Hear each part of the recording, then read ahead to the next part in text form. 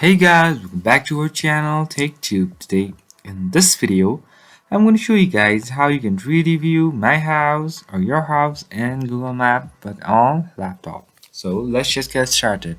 Firstly, what you need to do is just go to your Google Map and then go to this layer on your bottom. So I'll just note guys, I'll be teaching you a very easy step. So just follow me, and if you have any queries and any problem, just let me know down in the comment section right away.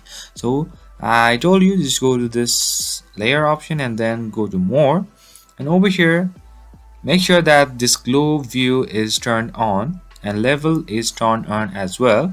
So now what you need to do is, so just go back and just go a bit like this, zoom it, and then over here on your top bottom right corner you'll see this 3D view.